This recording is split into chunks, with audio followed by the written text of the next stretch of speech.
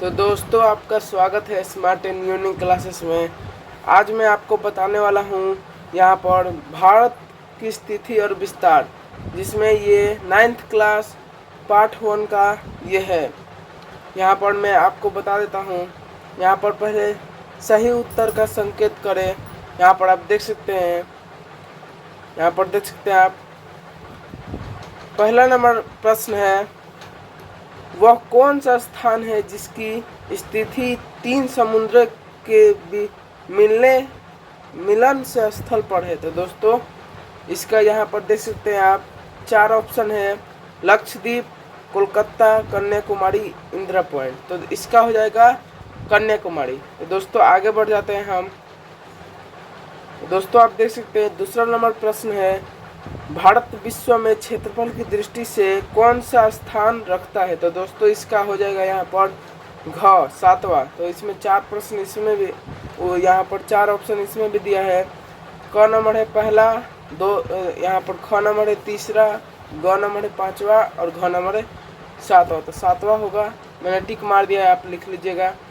यहाँ पर दोस्तों तीसरा नंबर प्रश्न है, कर्क रेखा किस राज्य से होकर नहीं गुजरती है। तो दोस्तों यहाँ पर भी 4 ऑप्शन दिए हुए हैं, गुजरात, महाराष्ट्र, मध्य प्रदेश और झारखंड। तो दोस्तों इसका हो जाएगा महाराष्ट्र से। दोस्तों महाराष्ट्र से नहीं गुजरती है। तो दोस्तों आगे बढ़ जाते हैं प्रश्न पर। यहाँ पर आप देख सकते हैं, मैं यहाँ पर लिख चुका हूँ।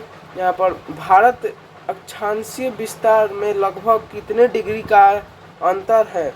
तो दोस्तों क नंबर है 20 डिग्री, ख नंबर है 30 डिग्री, ग नंबर है 40 डिग्री और घ नंबर है 50 डिग्री। तो दोस्तों यहाँ पर 30 डिग्री हो जाएगा ख नंबर। तो दोस्तों आगे बढ़ जाते। तो दोस्तों आप देख सकते हैं 5वां नंबर प्रश्न है, भारत के देशांतरीय विस्तार में लगभग कितने डिग्री का अंतर है। तो दोस्तों इसका यहाँ पर 4 ऑप्शन है, क है यहाँ पर 20 डिग्री, ख है यहाँ पर 30 डिग्री, ग है यहाँ पर 40 डिग्री और घ है 50 डिग्री। तो इसका हो जाएगा दोस्तों 30 डिग्री। और दूसरा यहाँ पर 6ठा प्रश्न है, भारत की स्थलीय सीमा रेखा इसकी तटीय सीमा रेखा से लगभग कितनी गुनी अधिक है। तो दोस्तों यहाँ पर हो जाएगा, यहाँ पर क नंबर 2 गुनी, ख नंबर 3 गुनी और ग नंबर 4 गुनी और घ नंबर 5 गुनी। तो दोस्तों हो जाएगा इसका यहाँ पर 2 गुनी।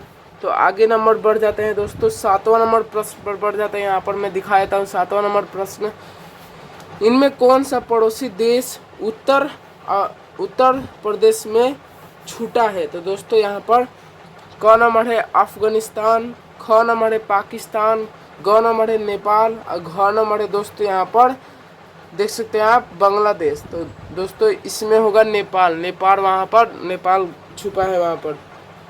तो दोस्तों आगे बढ़ जाते हैं, रिक्त स्थान को पूर्ति कीजिए, मतलब रिक्त स्थानों को की पूर्ति करें। तो दोस्तों इसका यहाँ पर आप देख सकते हैं, पहला प्रश्न है, भारत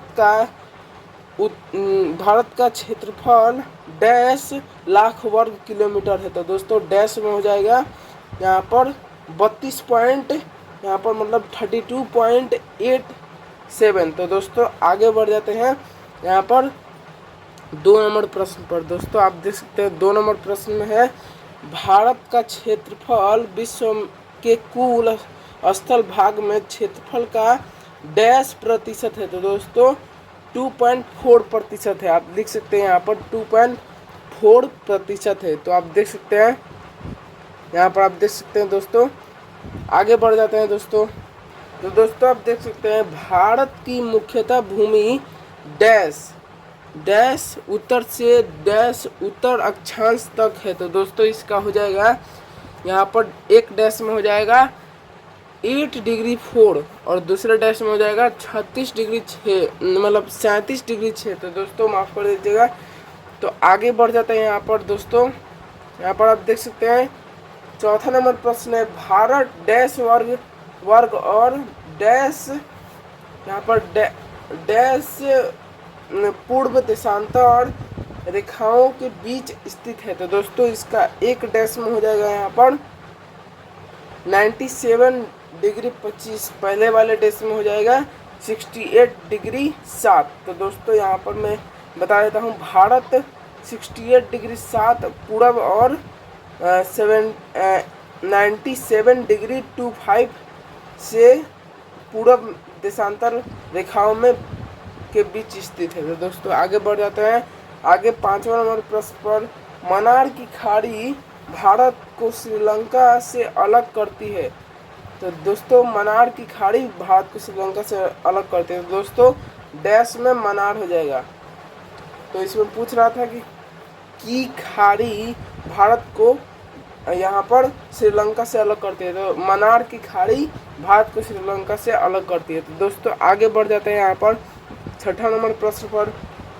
6ठा नंबर प्रश्न है, भारत की स्थिति एशिया के दक्षिणी भाग में है। तो इसमें पूछ रहा था भारत की स्थिति एशिया के भाग में है, तो दक्षिणी भाग में है। तो दोस्तों आगे बढ़ जाते हैं। यहाँ पर पूछ रहा है दोस्तों, अंडमान और निकोबार द्वीप की स्थिति डैश में है। तो दोस्तों बंगाल की खाड़ी में है। तो दोस्तों आगे बढ़ जाते हैं 8वां नंबर प्रश्न पर बिना देरी करते हुए। यहाँ पर आप देख सकते हैं, अंडमान और निकोबार द्वीप समूह की अपेक्षा लक्षद्वीप भारतीय तट के है। तो भारतीय तट के पास है, भारतीय तट के पास है। तो आगे बढ़ जाते हैं। यहाँ पर दोस्तों आप देख सकते हैं, यहाँ पर कर्क रेखा भारत को 2 समान भागों में बांटती है। तो इसमें पूछ रहा था, रेखा भारत को 2 समान भागों में बांटती है। तो कर्क रेखा भारत को 2 समान भागों में बांटती है। तो आगे बढ़ जाते हैं। यहाँ पर है, भारत की उत्तरीय और दक्षिणी सिरे के बीच डैश किलोमीटर की दूरी है। तो दोस्तों 3214 मतलब 3214 किलोमीटर की दूरी है। तो दोस्तों आगे बढ़ जाते हैं यहाँ पर 11 नंबर प्रश्न पर। तो कह रहा है, भारत की पूर्वी और पश्चिमी किनारे के बीच दूरी डैश किलोमीटर की है। तो दोस्तों बीच यहाँ पर है 2933। तो दोस्तों 2933 का मतलब हो गया 3933। तो दोस्तों इतना दूरी है। तो आगे बढ़ जाते हैं। यहाँ पर 12वें नंबर प्रश्न पर, भारत और चीन के बीच की सीमा रेखा का नाम डैश नाम है। तो दोस्तों सीमा रेखा का नाम यहाँ पर भारत और चीन के बीच की सीमा रेखा का मैकमोहन नाम है। तो दोस्तों आगे बढ़ जाते हैं। यहाँ पर हम 2 ऑब्जेक्टिव खत्म कर चुके हैं। यहाँ पर तीसरे ऑब्जेक्टिव पर बढ़ चुके हैं। यहाँ पर आप देख सकते हैं, कह रहा है कॉलम अ से कॉलम ब में ब का सही मिलान करें। तो दोस्तों कह रहा है कॉलम अ से कॉलम ब में सही मिलान करें। तो दोस्तों यहाँ पर आगे देख सकते हैं, कॉलम अ कॉलम ब लिखा है। तो पहला यहाँ पर प्रश्न है दोस्तों, भारत का मानक यामयोत्तर। तो दोस्तों इसका घ में जाएगा। यहाँ पर 82 डिग्री 30 पूर्व देशांतर। तो दोस्तों इसका ये हो जाएगा। मैंने सामने लिख दिया है, मिलान करूँगा तो समझ में नहीं आ पाएगा। तो दोस्तों आगे बढ़ जाते हैं। यहाँ पर दोस्तों मैं बता रहा था कॉलम और कॉलम ब। तो दोस्तों दूसरा नंबर प्रश्न है, रेड क्लिफ लाइन। तो इसका जाएगा ग में, भारत और पाकिस्तान की सीमा रेखा, भारत और पाकिस्तान की सीमा रेखा। तो दोस्तों आगे बढ़ जाते हैं। यहाँ पर तीसरा नंबर प्रश्न कर रहा है, मैकमोहन लाइन। तो दोस्तों ख में इसका जाएगा यहाँ पर भारत और चीन की सीमा रेखा, भारत और चीन की सीमा रेखा मैं दिखा देता हूँ। तो आगे कह रहा है सार्क। तो सार्क की इसमें पूछ रहा है स्थापना। तो स्थापना में यहाँ पर सार्क पूछ रहा है, तो सार्क का क में जाएगा। यहाँ पर होगा सार्क में, यहाँ पर 8 दिसंबर 1985। तो दोस्तों ये यहाँ पर सारे ऑब्जेक्टिव ख़त्म हो चुके हैं। आपको वीडियो अच्छा लग रहा है तो लाइक ज़रूर कीजिएगा। तो दोस्तों आगे कारण बताइए पर हम लोग बढ़ जाते हैं। तो दोस्तों कारण बताइए में है, यहाँ पर पहला प्रश्न है, कोलकाता और अहमदाबाद में सूर्य वर्ष में 2 बार लंबवत चमकता है पर दिल्ली और श्रीनगर में नहीं, क्यों? तो दोस्तों पूछ रहा है क्यों नहीं चमकता है। तो मैं बता देता हूँ। यहाँ पर उत्तर है। यहाँ पर आप देख सकते हैं दोस्तों, यहाँ पर उत्तर में दिखा देता हूँ। यहाँ पर उत्तर है दोस्तों, कोलकाता और अहमदाबाद में सूर्य वर्ष में 2 बार लंबवत चमकता है, जबकि दिल्ली में नहीं, क्योंकि कोलकाता और अहमदाबाद कर्क रेखा के नीचे स्थित है, जो यहाँ पर जो उन्हें वर्ष में 2 बार सूर्य की सीधी किरणें प्राप्त करने की अनुमति देती है, जबकि दिल्ली और श्रीनगर कर्क रेखा के ऊपर स्थित है। तो दोस्तों इसका उत्तर यही हो जाएगा। आगे बढ़ जाते हैं दोस्तों 2 नंबर प्रश्न पर। यहाँ पर आप देख सकते हैं 2 नंबर प्रश्न, जम्मू और कश्मीर, लद्दाख और कन्याकुमारी में दिन रात की अवधि में अंतर है, अंतर क्यों है? तो दोस्तों इसका उत्तर है यहाँ पर, जम्मू और कश्मीर लद्दाख भूमध्य रेखा के बहुत दूर है, इससे दिन और रात की अवधि के बाद दोस्तों यहाँ पर मैंने काट दिया है, आगे देख सकते हैं, में अंतर होता है। तो दोस्तों इसका उत्तर इतना ही है। तो दोस्तों आगे बढ़ जाते हैं तीसरे नंबर प्रश्न पर। यहाँ पर दोस्तों तीसरा नंबर प्रश्न है, अरुणाचल प्रदेश में गुजरात की अपेक्षा 2 घंटे पहले सूर्योदय क्यों होता है? तो दोस्तों इसका यहाँ पर उत्तर हो जाएगा, आप देख सकते हैं, अरुणाचल प्रदेश में गुजरात की अपेक्षा 2 घंटे पहले सूर्योदय होता है, क्योंकि अरुणाचल प्रदेश भारत के पूर्व भाग में स्थित है और यहाँ पर पृथ्वी पश्चिमी से पूर्व की ओर घूमती है। तो दोस्तों इसका उत्तर यही हो जाएगा। तो चलिए दोस्तों अति लघु उत्तरीय पर बढ़ जाते हैं। यहाँ पर तो अति लघु उत्तरीय में पहला प्रश्न यहाँ पर देख सकते हैं आप, पहला प्रश्न कह रहा है, भारत की अधिकतम लंबाई उत्तर से दक्षिण कितनी है? तो दोस्तों अधिकतम लंबाई पूछ रहा है उत्तर से दक्षिण। तो आप देख सकते हैं यहाँ पर उत्तर दिखा देता हूँ मैं। उत्तर आप देख सकते हैं दोस्तों, अधिकतम लंबाई की बात कर रहा है तो उत्तर उत्तर बहुत छोटा है। यहाँ पर आप देख सकते हैं, यहाँ पर 3214 तो कह रहा है, मतलब 3214 किलोमीटर तो दोस्तों है। तो दोस्तों आगे बढ़ जाते हैं दूसरे नंबर प्रश्न पर। भारत के किस राज्य में सूर्यास्त सबसे पीछे होता है? तो दोस्तों यहाँ पर उसका उत्तर है गुजरात राज्य। तो दोस्तों गुजरात राज्य में सबसे पीछे सूर्यास्त होता है। तो दोस्तों यहाँ पर तीसरे नंबर प्रश्न पर बढ़ जाते हैं। मैंने वहाँ पर काट दिया है, आगे लिखा हूँ, यहाँ पर देख सकते हैं आप, कर्क रेखा भारत के किस भाग से गुजरती है? तो दोस्तों कर्क रेखा मध्य भाग से गुजरती है। तो दोस्तों इसका उत्तर यही हो जाएगा। तो इतना ही 3 ही था यहाँ पर लघु उत्तरीय में। तो आगे बढ़ जाते हैं, यहाँ पर अति लघु उत्तरीय समाप्त हुआ, लघु उत्तरीय पर बढ़ जाते हैं। तो दोस्तों लघु उत्तरीय कह रहा है, पहला प्रश्न है, भारत किस महासागर के शीर्ष पर स्थित है? तो दोस्तों इसका उत्तर हो जाएगा यहाँ पर, भारत हिंद महासागर के शीर्ष पर स्थित है, जो इसे रणनीति केंद्रीय स्थान प्रदान करता है। तो दोस्तों आगे दूसरे नंबर प्रश्न पर बढ़ जाते हैं बिना देरी करते हुए। यहाँ पर है, क्षेत्रफल की दृष्टि से भारत से बड़े सभी राज्य के नाम बताएं। तो दोस्तों यहाँ पर भारत से बड़े राज्य के नाम, क्षेत्रफल की दृष्टि से भारत से बड़े देश रूस, कनाडा, चीन, संयुक्त राज्य अमेरिका, ब्राज़ील, ऑस्ट्रेलिया। तो दोस्तों यहाँ पर समाप्त हुआ, इतना बहुत है। तो दोस्तों आगे देख लेते हैं,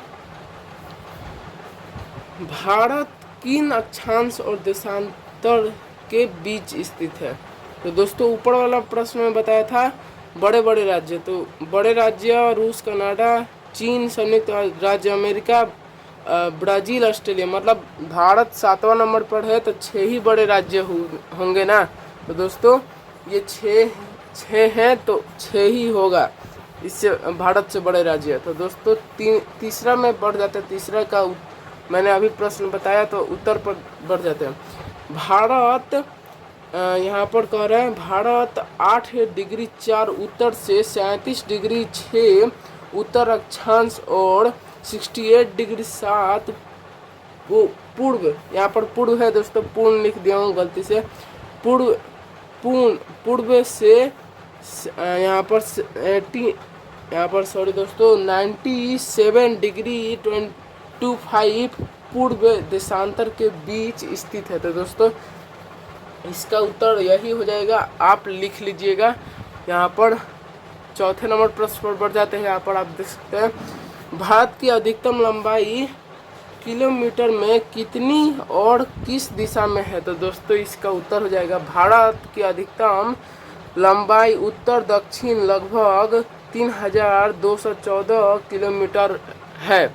और यहाँ पर और लिखा है, तो इसके आगे भी है दोस्तों, मैं आपको दिखा देता हूँ जल्दी से। तो दोस्तों यहाँ पर देखिए कह रहा है, पूर्व पश्चिम चौड़ाई लगभग 2933 किलोमीटर है। तो इसका उत्तर यही हो जाएगा। आगे प्रश्न पर बढ़ जाते हैं। आप देख सकते हैं 5वां नंबर प्रश्न है यहाँ पर, भारत के दक्षिण पश्चिम में कौन सा भारतीय द्वीपपुंज स्थित है। तो यहाँ पर भारतीय द्वीपपुंज में यहाँ पर उत्तर, भारत के दक्षिण पश्चिम में लक्षद्वीप द्वीप समूह स्थित है जो अरब सागर में है।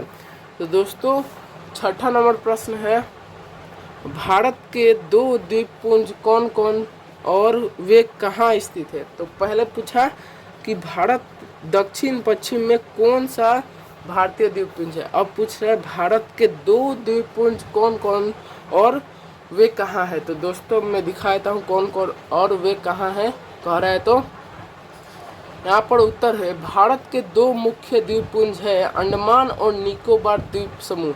यह बंगाल की खाड़ी में स्थित है। यहाँ पर बंगाल की खाड़ी में स्थित है। और यहाँ पर आगे है दोस्तों, अंडमान और निकोबार द्वीप समूह, यह बंगाल की खाड़ी में स्थित है।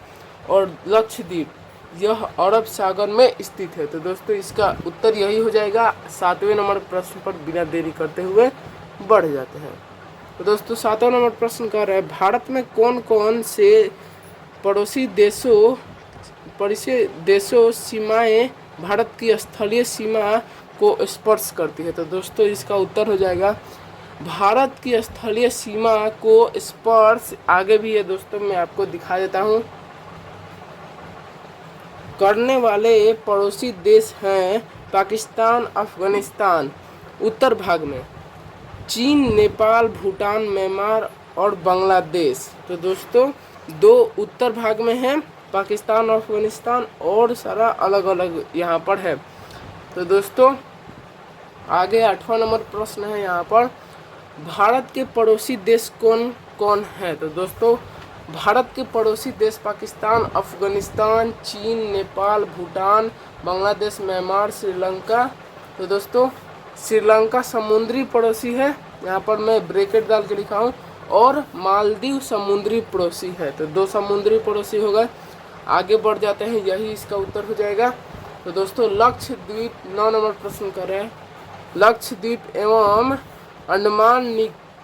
अंडमान और निकोबार द्वीप की स्थिति बताएं। तो दोस्तों इसका उत्तर हो जाएगा, यहाँ पर मैं दिखा देता हूँ, लक्षद्वीप द्वीप समूह भारत के दक्षिण और यहाँ पर भारत के दक्षिण पश्चिम में अरब सागर में स्थित है, जबकि अंडमान और निकोबार द्वीप समूह भारत के दक्षिण और पूर्व में बंगाल की खाड़ी में स्थित है। तो दोस्तों इसका उत्तर यही हो जाएगा।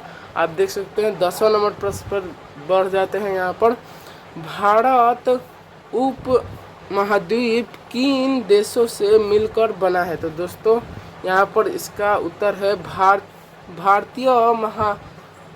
भारतीय उप महाद्वीप में मुख्य रूप से भारत, पाकिस्तान, बांग्लादेश, नेपाल, भूटान और श्रीलंका भी शामिल है। तो दोस्तों इसका उत्तर यही हो जाएगा। तो दोस्तों आगे प्रश्न पर बढ़ जाते हैं जल्दी से। तो आगे प्रश्न 11 नंबर प्रश्न कर रहा है, भारत के लिए एक मानक देशांतर की आवश्यकता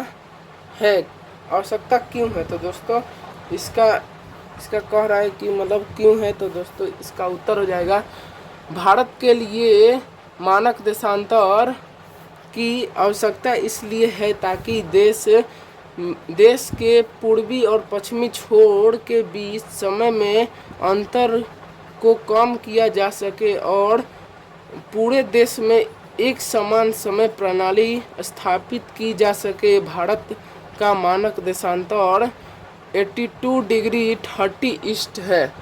ई का मतलब ईस्ट है। तो दोस्तों 12 नंबर प्रश्न है, द्वीपीय देश के नाम बताएं जो भारत के पड़ोसी देश है। तो दोस्तों 11 नंबर प्रश्न का वही उत्तर होगा। और 12 नंबर में पूछ रहा था, मैंने पीछे ही बताया कि 2 समुद्री पड़ोसी हैं, तो द्वीपीय पड़ोसी वही हुआ। भारत के 2 द्वीपीय पड़ोसी हैं, श्रीलंका और मालदीव। मैंने पहले भी बताया था समुद्री पड़ोसी, अभी भी आ गया द्वीपीय पड़ोसी। वो द्वीप जैसा है दोस्तों, छोटा छोटा देश है, इसीलिए कह रहा है द्वीपीय पड़ोसी। तो दोस्तों आगे बढ़ जाते हैं 13 नंबर प्रश्न पर। यहाँ पर 13 नंबर प्रश्न में कह रहा है, जम्मू और कश्मीर, लद्दाख एवं केरल, तमिलनाडु पर भौगोलिक स्थिति का जलवायु प्रभाव बताएं। तो दोस्तों इसका उत्तर में दिखा देता हूँ आपको।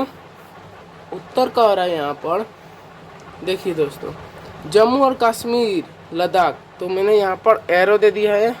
उसके बाद इनकी ऊंचाई, अक्षांशीय और पर्वतीय भौगोलिक स्थिति के कारण यहाँ अत्यधिक ठंडी जलवायु, बर्फीली यहाँ पर सर्दियाँ और कम तापमान रहता है।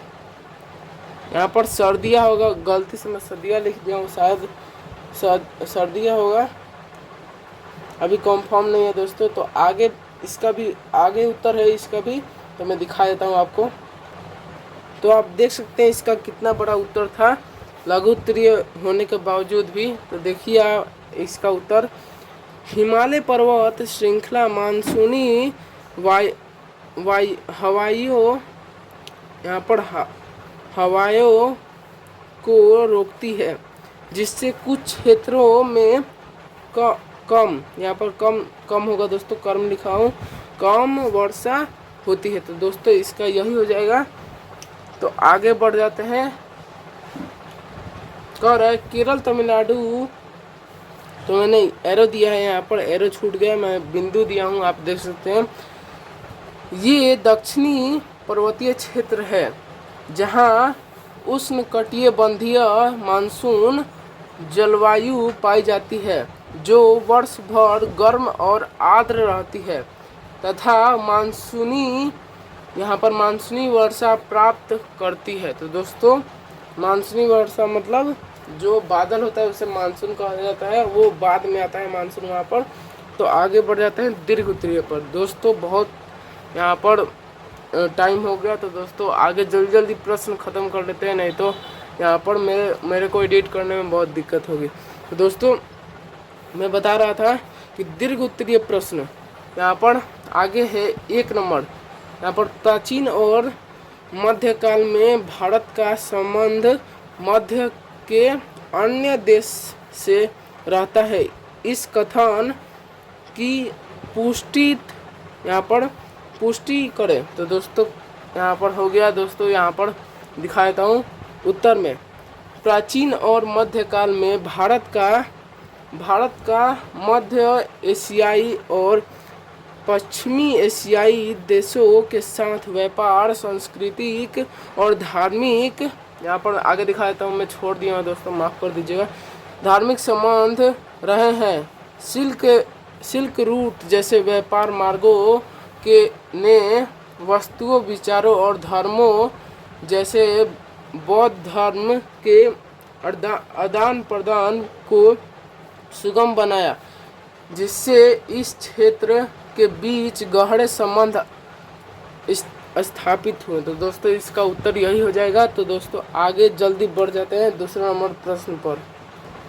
दूसरा प्रश्न है दोस्तों, आप देख सकते हैं, भारत की स्थिति व्यापारिक दृष्टि से किस प्रकार महत्वपूर्ण है। तो दोस्तों इसका उत्तर हो जाएगा यहाँ पर, भारत की केंद्रीय स्थिति इससे हिंद महासागर के व्यापार मार्गों के केंद्र में रहती है। यह यूरोप और अफ्रीका का दक्षिण पूर्व एशिया और ऑस्ट्रेलिया से जुड़ने वाले समुद्री मार्गों का स्थित है, जिससे यह व्यापार और वाणिज्य के लिए एक महत्वपूर्ण केंद्र बन जाता है। तो दोस्तों यहाँ पर मैं दिखा देता हूँ, माफ़ कर दीजिएगा, फिर से दिखाना भूल गया था। तो दोस्तों यहाँ पर मैं बताना चाहता हूँ कि यहाँ पर वाणी लिखा है और जया यहाँ पर लिखा है। दोस्तों जया यहाँ पर लिखा है। तो यहाँ पर आगे भी मैं दिखा देता हूँ, उससे पहले यहाँ पर दक्षिण, यहाँ पर पूर्व लिखा है। पूर्ण मैंने लिख दिया, गलती से पूर्व होगा दोस्तों। तो आगे बढ़ जाते हैं तीसरे नंबर प्रश्न पर जल्दी से। आप देख सकते हैं, भारत की भौगोलिक स्थिति और विस्तार पर प्रकाश डाले। तो दोस्तों प्रकाश डालने के लिए कह रहा है, मतलब अच्छे से बताने के लिए। मैं इस पर प्रकाश कैसे डालूँ, मैं सूर्य थोड़ी ना हूँ। तो दोस्तों प्रकाश डाले, मजाक से हट के दोस्तों आगे बढ़ जाते हैं। भारत एक विशाल देश है जो 8 डिग्री 4 नॉर्थ और 37 डिग्री 6 नॉर्थ अक्षांशों और 68 डिग्री 7 ईस्ट, ई का मतलब ईस्ट होगा, से 97 डिग्री 25 ईस्ट यहाँ पर देशांतरों के बीच स्थित है। इसका क्षेत्रफल लगभग 3.28 मिलियन वर्ग किलोमीटर है। इसकी भौगोलिक विविधता यहाँ पर विविधता में हिमालय पर्वत, उत्तरी मैदान, प्रायद्वीपीय पठार, तटीय मैदान और द्वीप समूह शामिल हैं। तो मैं दिखाता हूँ शामिल है। तो दोस्तों 4 नंबर प्रश्न पर जल्दी से बढ़ जाते हैं। यहाँ पर 4 नंबर प्रश्न दोस्तों, भारत के देशांतरीय विस्तार का यहाँ के समय पर क्या प्रभाव पड़ा है, बताएं। तो दोस्तों उत्तर है, भारत का देशांतरीय विस्तार लगभग 30 डिग्री है, जिससे पूर्वी और पश्चिमी छोरों के बीच सूर्योदय और सूर्यास्त के समय में लगभग 2 घंटे का अंतर आता है। इस यहाँ पर विभिन्नता है दोस्तों, यहाँ पर मैंने डाल दिया, यहाँ पर ब्रैकेट डाल के, विभिन्नता को दूर करने के लिए भारत के 82 डिग्री 32 ईस्ट देशांतर में अपना मानक मध्य रेखा माना है, जिससे पूरे देश के लिए एक समान समय क्षेत्र अनुनिश्चित होता है। दोस्तों यहाँ पर 4 प्रश्न हो गया। यहाँ पर नीचे देख सकते हैं मैंने काट दिया है, यहाँ पर गलती से मैंने 6ठा प्रश्न लिख दिया था, बल्कि ये 5वें प्रश्न का आंसर था, यहाँ पर गलती से लिख दिया था। तो दोस्तों इसको दिखाने की वजह मैं गलती कर रहा हूँ, आगे मैं बढ़ जाता हूँ जल्दी से। यहाँ पर ऊपर भी गलती हो गया था, मैं 5वां नंबर प्रश्न नीचे लिखा हूँ। यहाँ पर देख सकते हैं 5वां नंबर प्रश्न है, भारत की स्थिति पर प्रकाश डालते हुए बताए कि हिंद महासागर से यह देश किस प्रकार लंबित हुआ है। तो दोस्तों फिर से प्रकाश डालने का बात क्या है, यहाँ पर प्रकाश में कैसे डालो। तो दोस्तों यहाँ पर मजाक से हट के फिर से आगे बढ़ जाते हैं। भारत यहाँ पर कह रहा है, हिंद महासागर के में भारत की केंद्रीय स्थिति से समृद्ध और यहाँ पर क्या लिखा है, आर्थिक रूप से लगभग पहुँचाती है। यह इसे समुद्री व्यापार मार्गों पर नियंत्रण रखने पेट्रोलियम और खनिज संसाधनों तक पहुंच बनाने और विभिन्न देशों के साथ व्यापारिक संबंध मजबूत करने में मदद करती है। हिंद महासागर ने भारत और सांस्कृतिक रूप में भी अन्य सभ्यताओं से जोड़ा है। तो दोस्तों इसका उत्तर यही हो जाएगा। तो दोस्तों आगे बढ़ जाते हैं 6ठे नंबर प्रश्न पर। 6ठा नंबर प्रश्न है दोस्तों, भारत की स्थिति देश में एकता और संस्कृत विशेषता बनाए रखने में किस प्रकार सहायक सिद्ध हुआ है यहाँ पर इसने जलवायु को किस प्रकार प्रभावित किया है।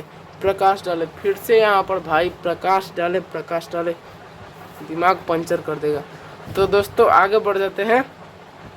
भारत की भौगोलिक विविधियाँ पहाड़ पठार मैदान तट ने विभिन्न संस्कृतियों और जीवन शैलियों को जन्म दिया है जो इसकी सांस्कृतिक विशेषताओं को बढ़ाती है। हिमालय जैसी प्राकृतिक बाधाओं ने बाहरी आक्रमणों से सुरक्षा प्रदान की, जिससे यहाँ पर कह रहा है, मैं यहाँ पर भूल गया यार कहाँ था, जिससे एक विशिष्ट भारतीय सभ्यता का विकास हुआ। इसने मानसून पवनों को भी प्रभावित किया है, जिससे देश में मानसूनी जलवायु का अनुभव होता है जो कृषि और जीवन शैली को सीधे प्रभावित करती है।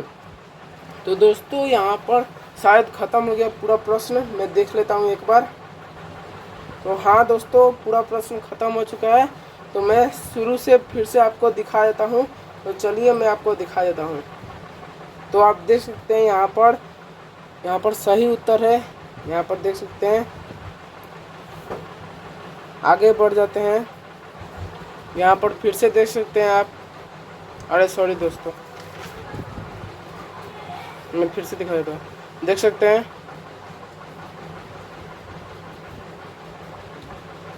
आगे बढ़ जाते हैं। तो आप वीडियो पॉज करके देख लीजिएगा, पॉज मतलब रोक कर देख लीजिएगा दोस्तों। यहाँ पर पूरा दिखा देता हूँ, आगे दिखा देता हूँ, आप देख सकते हैं। ये फिर से उड़ने वाला था पेज, देख सकते हैं। आगे दिखा देता हूँ।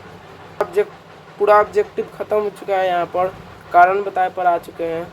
कारण बताए में देख सकते हैं आप, कारण बताए फिर से तीसरा प्रश्न है कारण बताए में। यहाँ पर अति लघु उत्तरीय आ चुका है, यहाँ पर पूरा देख सकते हैं आप।